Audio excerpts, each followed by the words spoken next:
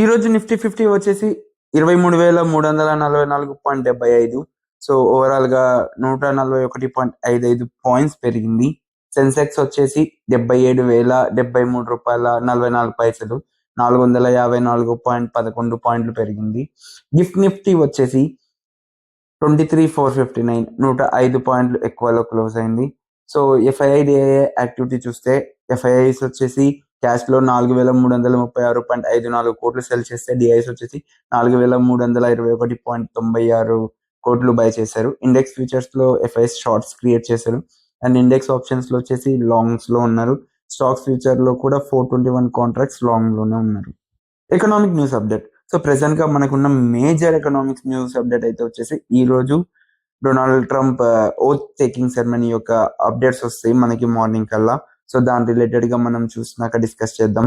Upcoming events. So next రాబోయే main event వచ్చేసి HDFC bank result. So నిన్న చూసారు కదా కోటక్ బ్యాంక్ రిజల్ట్స్ వచ్చాయి. కోటక్ బ్యాంక్ రిజల్ట్స్ చాలా పాజిటివ్ వచ్చి స్టాక్ కూడా ఆల్మోస్ట్ 10% అరౌండ్ పాజిటివ్ లో క్లోజ్ అయిపోయింది.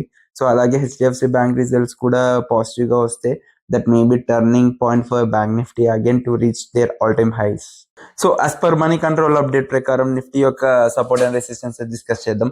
సో నిఫ్టీ సపోర్ట్ వచ్చేసి ఫస్ట్ లెవెల్ 23,218, దాని తర్వాత వచ్చే సెకండ్ లెవెల్ 23,166, దాని తర్వాత వచ్చే లెవెల్ 23,082 అండ్ రెసిస్టెన్స్ వచ్చేసి 23,386, 23,438, 23,523.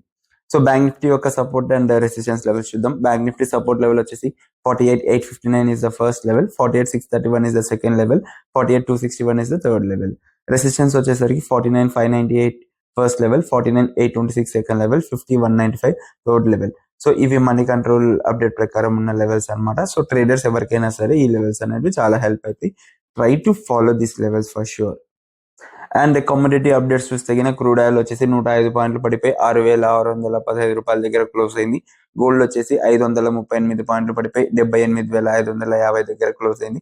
అండ్ యూఎస్డిఐఎన్ఆర్ కరెన్సీ వచ్చేసి 86 రూపాయల 64 పైసల దగ్గర క్లోజ్ అయ్యి 0.0325 పైస్ పడిపోయింది. Thank you.